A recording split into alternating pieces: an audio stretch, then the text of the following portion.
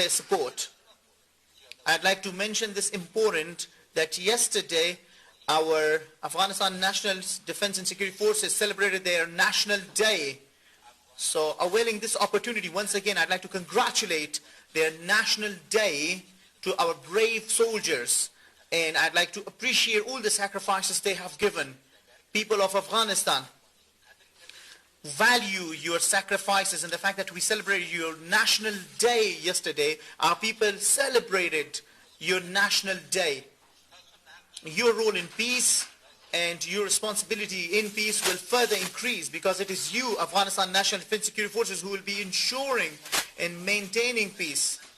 You'll be helping the affected people from the natural disasters. But at the same time, you'll also be defending the land integrity of Afghanistan. And declaration, our relation with the international community and particularly with the United States of America will be based on mutual respect and mutual interest. And in this joint declaration, the current 40 years of war, we have agreed to solve that. And this solution by the Islamic Republic of Afghanistan and between Taliban as a result of negotiation will be reached too, and then we all together will be moving towards implementing it. Our negotiation team will represent the Islamic Republic of Afghanistan, and it will be an inclusive team. Based on the agreement, in the last 1 week we had reduction of violence. Well, some incidents happened, but again, fortunately, most of our compatriots celebrated or lived in a peaceful week. And this will help with Taliban through direct negotiations reach a permanent ceasefire.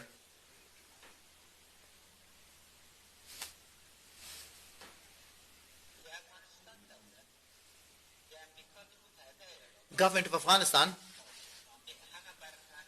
the agreement between Taliban and America, reduction in violence, which is a new term, and it refers to the ceasefire, and at the same time between the government of Afghanistan and Taliban for the the negotiation between both. I welcome the reduction in violence between America and Taliban, and I want negotiation to happen between Taliban and Afghanistan government. There are certain points in this that will have to be looked at, and those issues will certainly be shared in the direct negotiation with Taliban. 2 years ago, people of Afghanistan experienced ceasefire and also experienced reduction in violence recently.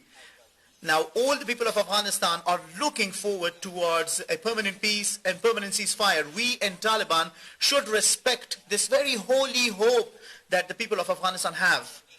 And at this point, I would like to say it with full clarity that all the points in the agreement between Taliban and America are conditional, meaning that they will only be implementable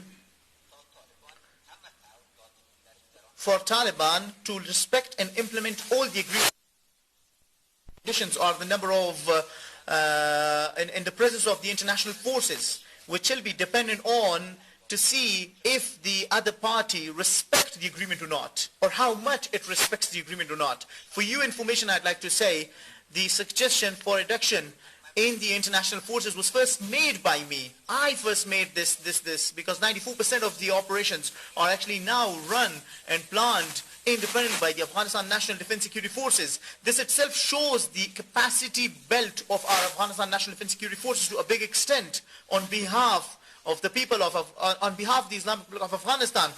Last year, to His Excellency President of the United States of America, to Mr. Trump, I wrote too, and I said that considering the fact that the capacity of the Afghanistan National Defense Security Forces is increased, Government of Afghanistan is ready for the gradual decrease of the international forces. And this will certainly help reduce the expenses of the United States of America in Afghanistan. Once again, on behalf of the people of Afghanistan, I'd like to thank member states of NATO, and I'd like to thank the government and people of the United States of America for their financial and military assistance. And now, with your permission, to our international friends, I'll say a few words in English.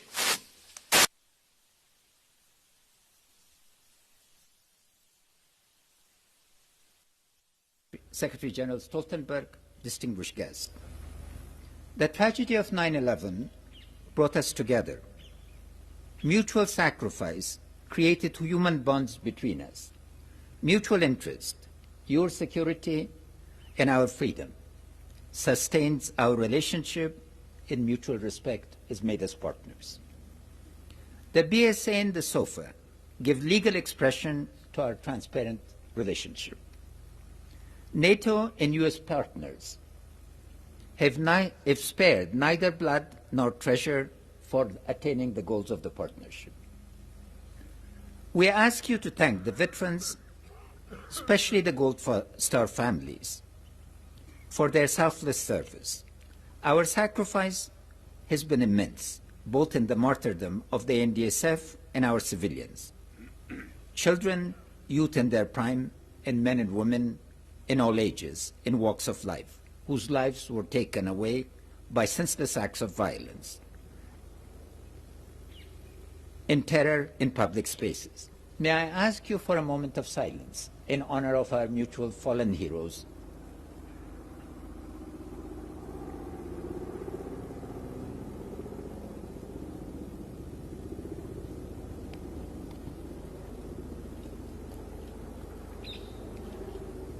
Today can be the moment of overcoming the past.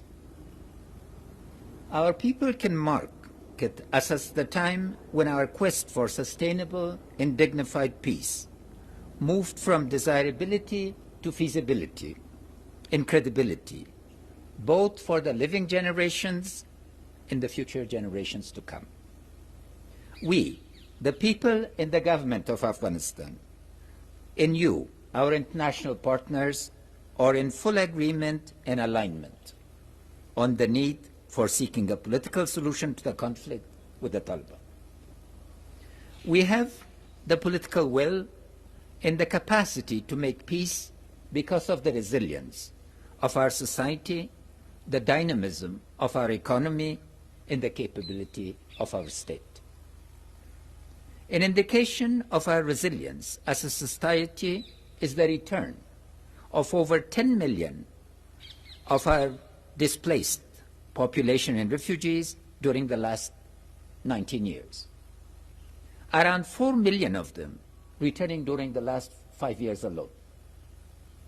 Free speech, expressed both through a vibrant media and social media, are features of our daily lives, and hold pride in it and make sure that it's protected.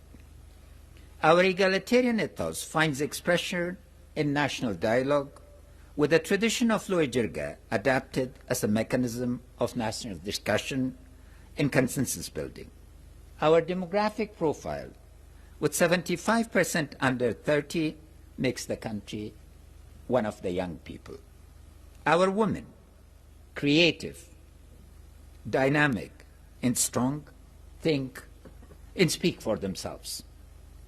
We've become a true stakeholder society, discussing peace vigorously. Our inclusive, productive public discussion has turned the interrelated notions of constitution, republic, citizenship, and freedoms and rights into keywords in our social discourse and narrative of our collective identity as Afghans today.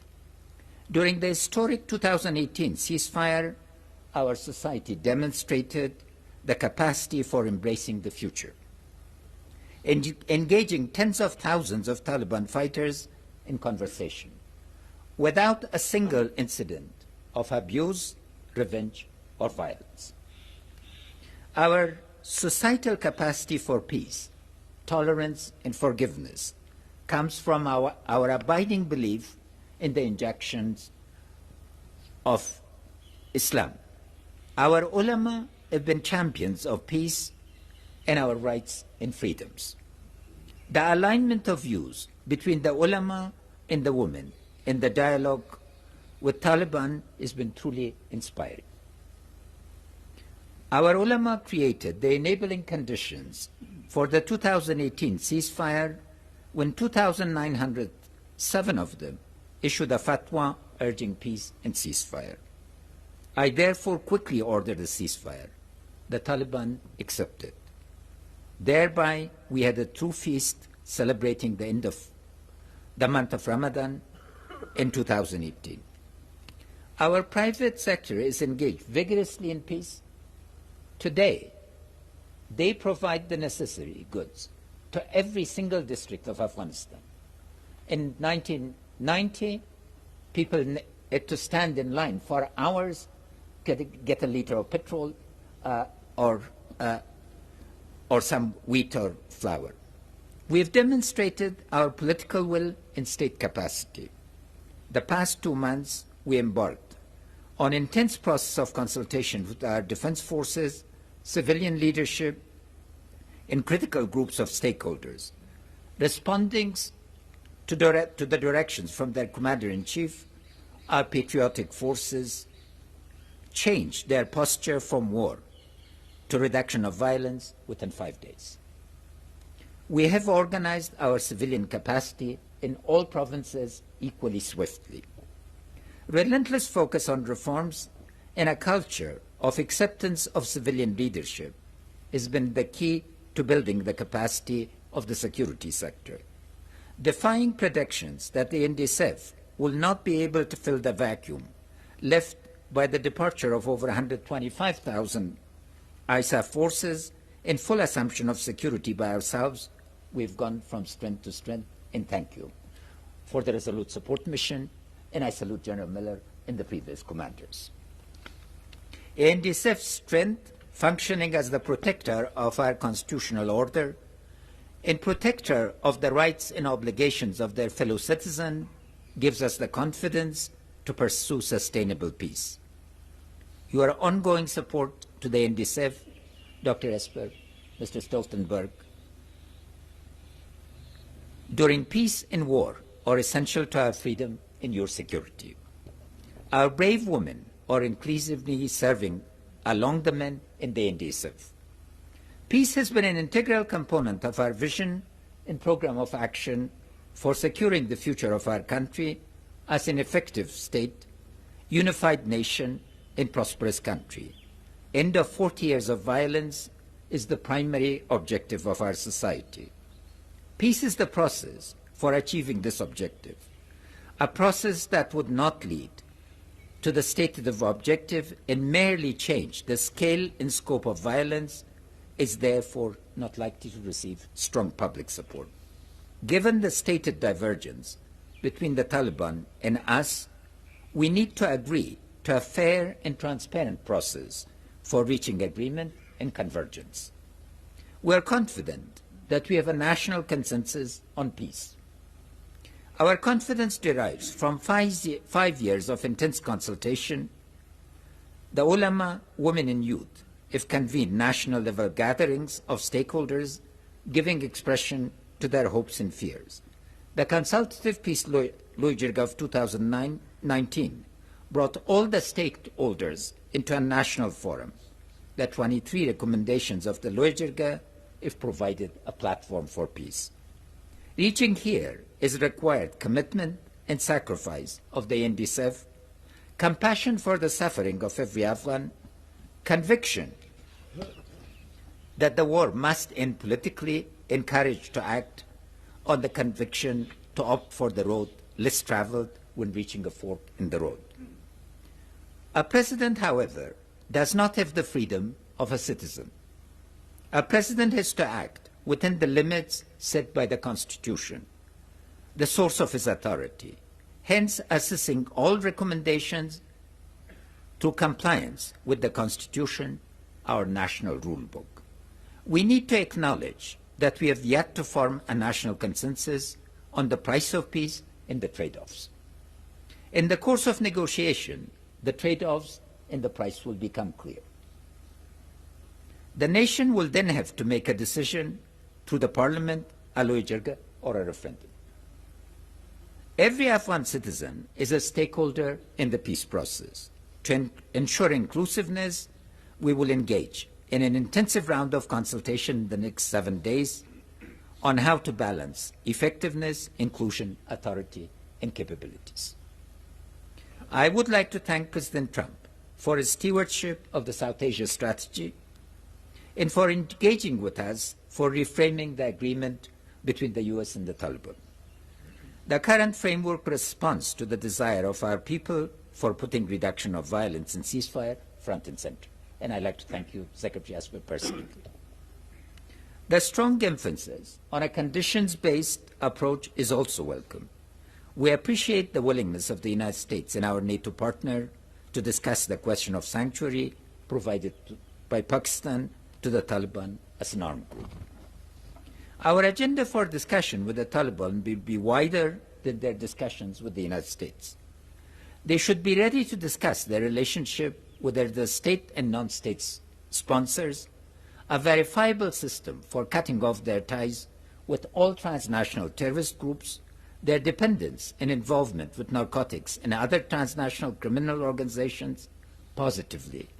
We have an exciting agenda for putting an end to 40 years of violence and joining forces to build an Afghanistan that every Afghan can be proud of and ensure the return of our refugees from Iran and Pakistan. Ending of violence will require regional cooperation and support. Our goal is to become a platform for regional and global cooperation. We thank all our neighbors near and far and call on Eurasia powers, especially China, Iran, Pakistan, Russia, Saudi Arabia, Turkey, the United Arab Emirates, and our Central Asian neighbors, to join us in the noble quest for peace and cooperation. I thank the European Union for thinking with us both the peace process and the immense work that will be required to implement and realize peace. I'd like to thank Germany and Norway for their offers. Let me conclude by thanking you for honoring us with your presence. I count on your support to help us create an even broader set of partnership for peace than those created for responding to the tragedy of 9/11. Thank you, Mr. Secretary.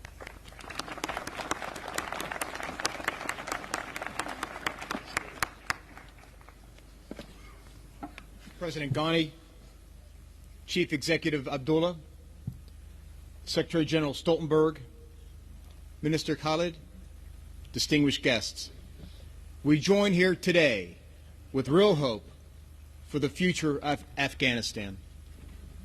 Since the terrorist attacks of September 11th, 2001, the international community and government of Afghanistan have united together in the fight against threats to international peace and security.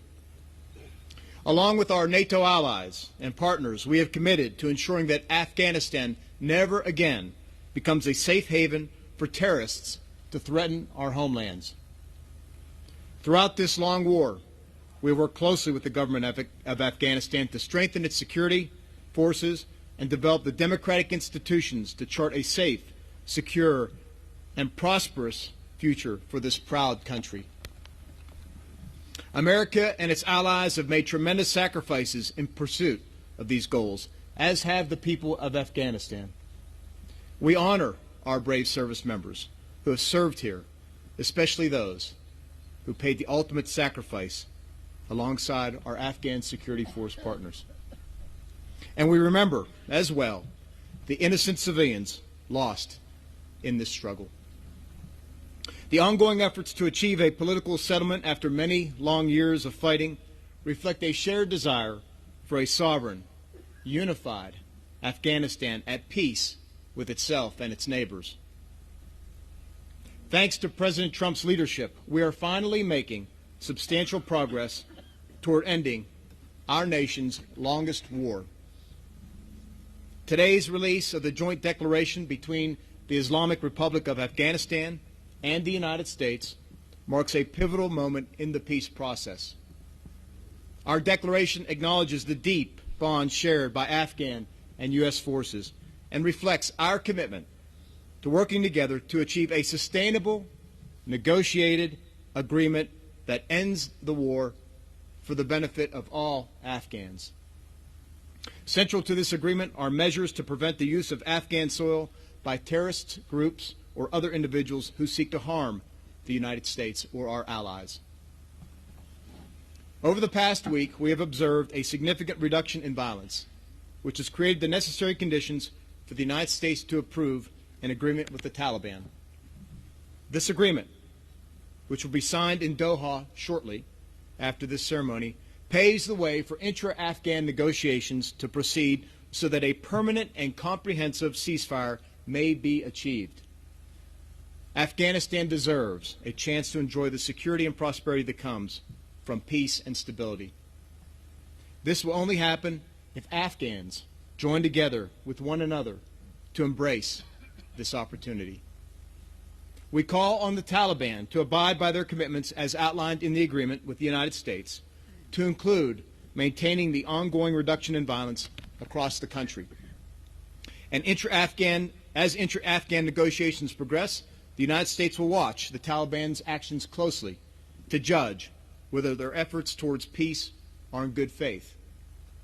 If the Taliban uphold the agreement, the United States will begin a conditions-based, and I repeat, conditions-based reduction in forces. Concurrently, we will work with other members of the coalition to carry out a proportional reduction in troop levels.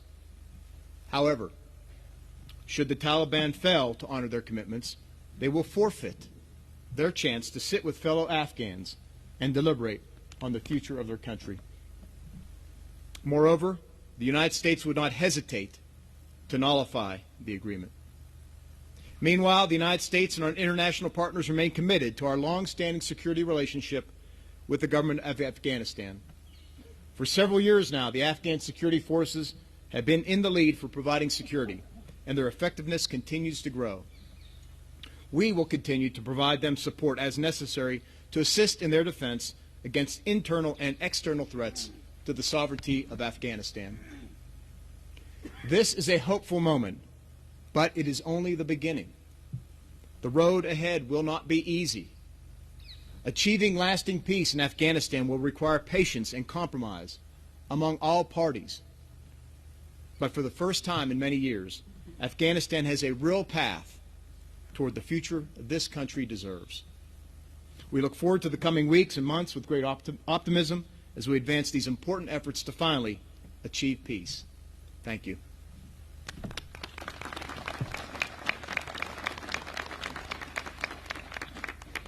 Thank you. Excellency Secretary General, please. President Ghani, Chief Executive Abdullah, Secretary Esper, distinguished guests. I'm honored to join you all here in Kabul today to mark the start of this new chapter for Afghanistan. In a statement that we have just released, all NATO allies welcome this step towards peace. The agreement between the United States and the Islamic Republic of Afghanistan and between the United States and Taliban promise to end decades of devastating conflict and to pave the way for negotiations among Afghans as they begin to build a better future for all. This is a victory for peace and a victory for the Afghan people. Through their bravery and determination and the support of the international community, Afghanistan is a very different country today than it was in 2001. It is no longer a safe haven for international terrorists. Terrorists who conducted the attacks against the United States and threatened people across the globe. The security we have helped the Afghan forces to build has underpinned political, economic and social progress. Child mortality has dropped dramatically. Life expectancy has increased significantly. And millions more Afghans are in school, including girls. Today, we see women's participation at all levels and freedom of the press being expressed every day. 20 years ago, all of this would have been unthinkable. I have seen this transformation from despair to hope, driven by a deep desire for peace, in the eyes of every Afghan I have met. From political and military leaders to journalists and artists, and from special operation forces to female fighter pilots. The challenge now is to preserve these gains. The price of peace cannot be to sacrifice progress. Peace will only be sustainable if the human rights of all Afghans, women, men and children, are protected. NATO allies and partners will continue to stand shoulder to shoulder with the people of Afghanistan, as we have done since 2001. Over the years, under the NATO flag, hundreds of thousands of troops from North America, Europe, and countries around the world have been deployed to Afghanistan. Thousands of troops from NATO allies and partners remain in Afghanistan today to continue to train, advise, and assist Afghan security forces and Afghan institutions.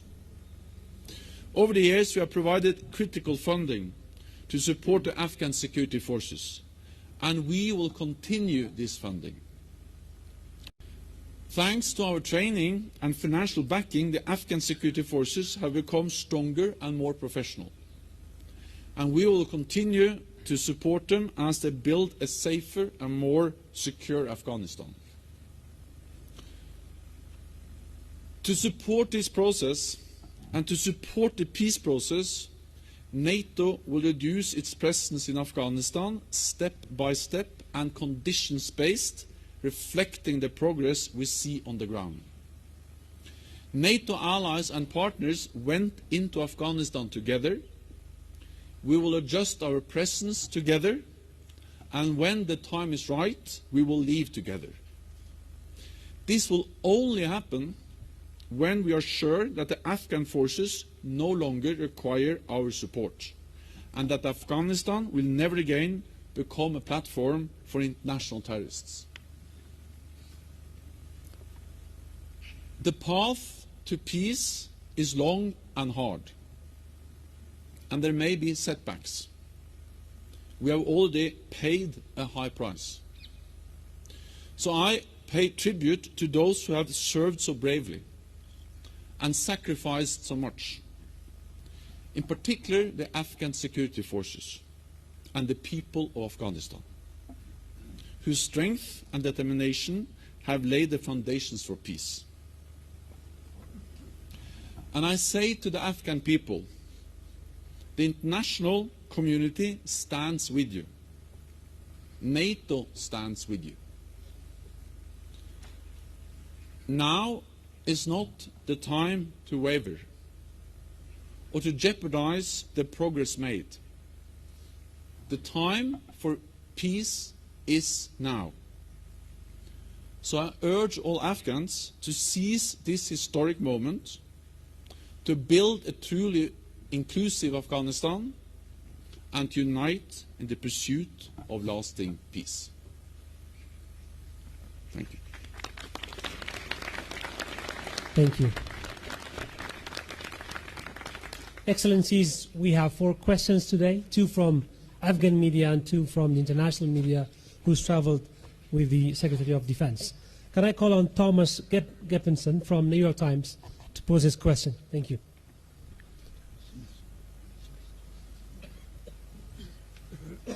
Thank you. President Ghani, could you clarify whether the negotiating team of the Taliban will include political parties and civil society or just government officials, as your spokesman said a couple days ago? And Dr. Esper, following the agreement, what is the threshold for the U.S. to strike back at the Taliban if they continue to attack Afghan national security forces? Oh, please go ahead. With regard to any attacks on Afghan national security forces, we always reserve the right to self-defense and the right to protect our Afghan partners. We have to look at each on a case-by-case basis. I will rely heavily on the commander we have, the superb commander, General Miller, with regard to how we will act. And again, we will not take anything off the table. Our commitment is to this agreement and to the terms by which we agreed to implement it, and we are prepared to use force as necessary, but our hope is that all parties will abide by their obligations and commitments under this agreement. Peace belongs to all Afghans. The team will represent the Islamic Republic of Afghanistan and will be inclusive of civil society, parties, and all walks of life. We'll have a balance between generations and views. Thank you, sir. Mr. Idris Ali from Reuters. Thank you. Mr. President, so far your government has largely been left aside from the talks that are taking place in Doha. And there's a perception that the United States abandoned Afghanistan a couple of decades ago when the Soviets left. What makes you confident that the United States will not abandon you this time? And Mr. Secretary, if I may, of course, Mr. Secretary, there's obviously a very fragile political situation in the country. President Ghani has said he won the election. Chief Executive Abdullah, who sits behind him, said he won the election. Are you afraid that the tense political situation may sort of scurry and destroy the deal that's been worked out? My rule of thumb is to stay out of politics in the United States, so I'm going to stay out of politics in Afghanistan, too. Well, first of all, may I make a correction? We've been in intense discussions with the United States. President Trump honored us personally by visiting Bagram. Secretary Esper and all leading members of the U.S. government have engaged us. Secretary Pompeo has repeatedly engaged us. To say that we've been marginalized, I think is totally unfair. Two, as I stated in my written remarks, as a result of the engagement, after President Trump made his famous tweet, the conditions have changed very considerably. The focus, putting reduction of violence front and center, leading to a ceasefire, has been the reflection of the views of our people, the condition-based approach. We are fully aligned. We welcome this opportunity, and our engagement is based on mutual respect and mutual interest, and it will continue to do so, to be so. Thank you. Mr. Moman from RTA.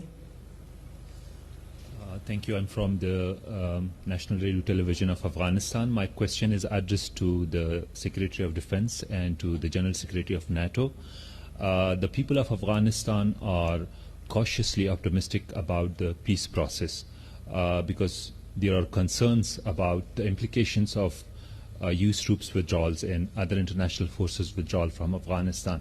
There is a real concern among the people that Afghanistan might, God forbid, return to the era of 90s to the civil war. So how can you assure the people of Afghanistan that such a situation will not happen again, that history will not repeat itself?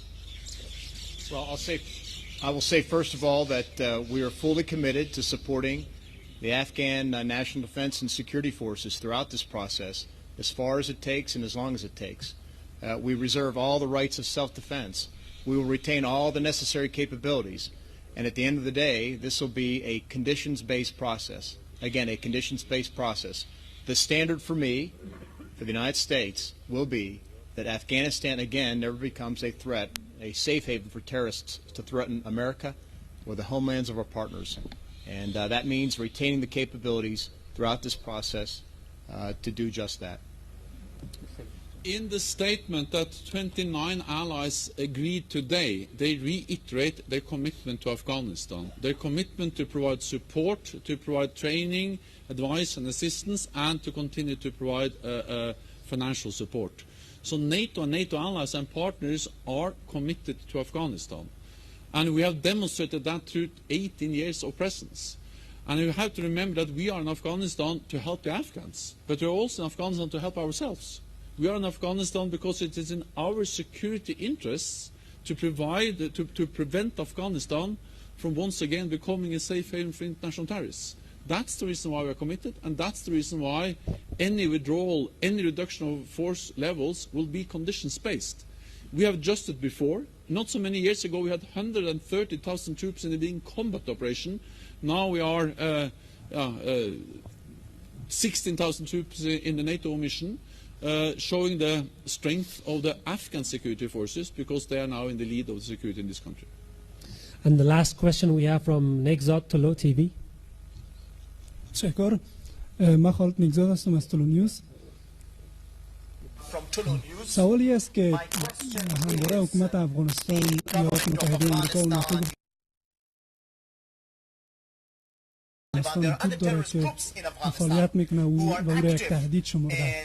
پس از اینکه با طالبان توافق میشه بالاخره سرنوشت مبارزه با گروه‌های دیگر عراقیان چگونه خواهد بود؟ آیا طالبان، ایالات متحده آمریکا و حکومت افغانستان یک جا با این گروه ها مبارزه خواهد کرد چگونه؟ Yes, that's a very important point, and it deserves clarification.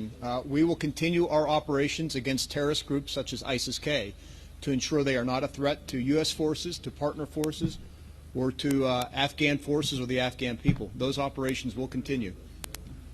Thank you. Thank you very much. It concludes here.